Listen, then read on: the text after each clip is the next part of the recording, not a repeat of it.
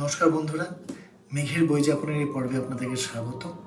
আজকে যে বইটা নিয়ে কথা বলবো সে বইটা পৃথিবীর অন্যতম বিখ্যাত লেখকের অন্যতম শ্রেষ্ঠ একটি উপন্যাস। তার নাম হলো গিয়ে Kafka on the shore. Kafka on the shore কে লিখেছেন? Haruki Murakami. মুরাকামি নামটা নিশ্চয়ই আপনারা প্রত্যেকে জানেন।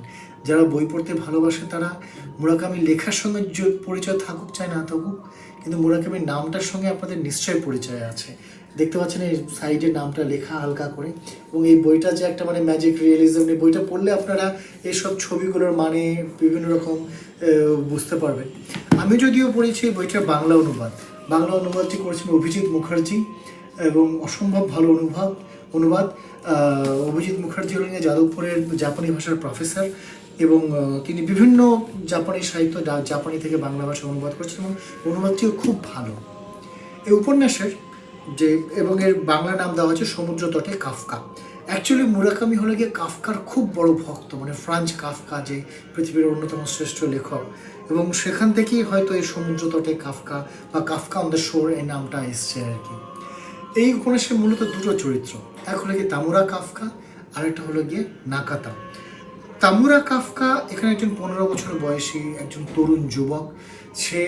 তার বাবা হলো গিয়ে ব্ল্যাক ম্যাজিক করে, এবং তার বাবার উপর একটা অভিশাপ আছে। সেই অভিশাপটির নাম হলো ইদিপাস অভিশাপ। ইদিপাস আপনারা জানেন অইডিপাস কমপ্লেক্স থেকে এসছে, বা ইদিপাস কমপ্লেক্স থেকে এসছে। যে কাফকার বাবা, যে তামুরা কাফকার বাবা তামুরাকে বলে যে তুমি যখন বড় হবে তখন এই অভিশাপের যেহেতু তোমার উপরে আছে, তুমি তোমার মা এবং তোমার বোনের সঙ্গে যৌন সম্পর্কে জড়িয়ে পড়বে। অথচ তামুরা কাফকার কিন্তু মা নেই, এবং তামুরা কাফকা এই অভিশাপ থেকে বেরোনোর জন্য তামুরা কাফকা বাড়ি থেকে পালিয়ে যায়, এবং বাড়ি থেকে পালিয়ে গিয়ে সে বিভিন্ন জায়গায় যায়, বিভিন্ন মানুষের সঙ্গে তার পরিচয় হয়। সে একটি লাইব্রেরিতে যায়, লাইব্রেরিতে ওসিমা বলে একটি মেয়ের সঙ্গে পরিচয় হয়। সেই লাইব্রেরিয়াতে একজন সিনিয়র লাইব্রেরিয়ান ছিলেন, তার প্রতি সে একটা আসক্তি তার জন্মায়। যদিও সেই লাইব্রেরিয়ান তার প্রায় মায়ের বয়সী, এবং এটাতেই তামুরা কাফকা কতটা ভয় পেয়ে যায় যে এই মহিলার প্রতি, একজন বয়স্ক মহিলার প্রতি আমার এরকম একটা আকর্ষণ কেন জন্মাচ্ছে।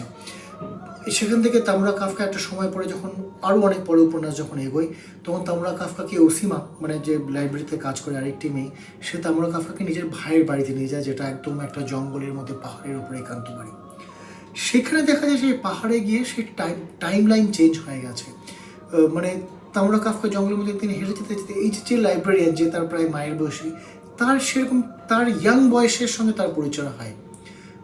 এই লাইব্রেরিয়ান তখন ছোট বয়স, একজন তরুণী একজন মেয়ে, সে সময় তার সঙ্গে পরিচয় হয়, এবং তামুরা কাফকা বুঝতে পারে যে এটা টাইম লাইন ঘেটে যাচ্ছে, বিভিন্ন একটা টাইম লাইন থেকে আর একটা টাইম লাইনে এসে চলে যাচ্ছে।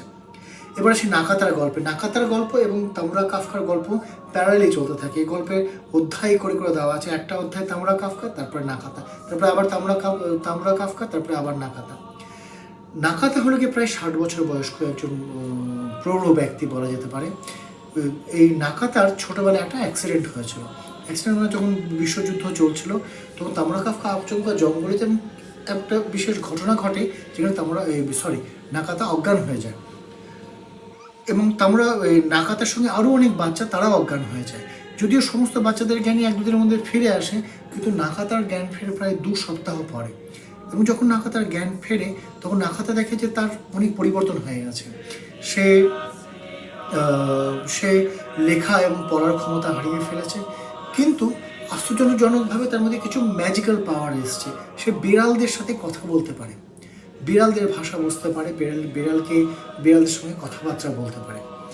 এখানে অনেক ম্যাজিক রিয়েলিজম আছে। এবং এই নাকাতা যখন বড় হয় তখন দেখা যাচ্ছে সে আর কোনো কাজ পারে না, কিন্তু বিভিন্ন লোক তাদের বিড়াল হারিয়ে গেলে তখন তারা নাকাতাকে খুঁজে, এবং নাকাতাকে দায়িত্ব দেয় সেই বিড়ালটাকে খুঁজে আনার। এখানে অনেক এই উপন্যাসের প্রতি পড়তে প্রচুর ম্যাজিক রিয়েলিজম আছে। ম্যাজিক রিয়েলিজম আর ফ্যান্টাসির মধ্যে একটা পার্থক্য আছে। সেটা হলো যে ফ্যান্টাসি আপনার অনেক সমস্যার সমাধান করে দিতে পারে। ধরুন ফ্যান্টাসি নভেল, ধরুন লর্ড অফ দ্য রিংস, বা আরও অন্যান্য যেগুলো আছে, যেগুলো fantasy novel, high fantasy novel যেগুলো, সেখানে কোনো সমস্যায় পড়লে আর কিছু ম্যাজিক হলে আপনারা সেই সমস্যা থেকে উদ্ধার পেয়ে গেলেন। কিন্তু ম্যাজিক রিয়েলিজম হলো যে ম্যাজিক আছে, কিন্তু ম্যাজিকটা আর 5টা জিনিসের মতনই আছে, যেটা আপনার কোনো সমস্যার সমাধান অ্যাকচুয়ালি করতে পারছে না।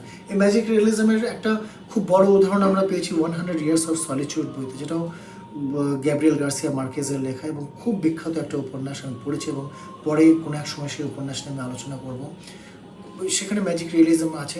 এই বইয়ে ম্যাজিক রিয়েলিজম অনেক জায়গা আছে। এক জায়গায় হচ্ছে যে আকাশ থেকে মাঝ বৃষ্টি হচ্ছে, এক টাইম লাইন থেকে আর একটা টাইম লাইনে চলে যাচ্ছে, পৃথিবীর অন্য প্রান্তে চলে যাচ্ছে, যেখানে সময়ের কোনো কনসেপ্ট নেই।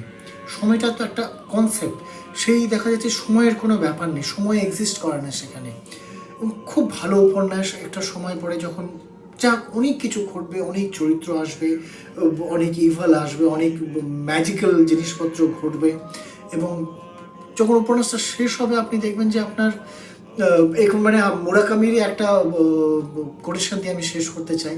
মুরাকামি বলছেন যে যখন কোনো ঝড় আসে এবং আমরা যখন সেই ঝড়ের মধ্যে দিয়ে যাই এবং যেই ঝড়টাকে যখন আমরা অতিক্রম করে যাই, আমাদের মনে থাকে না যে ঝড়টাকে আমরা কীভাবে অতিক্রম করলাম, কিন্তু আমরা সেই ঝড়ের আগের মানুষটা আর থাকি না, আমরা অন্য মানুষ হয়ে যাই।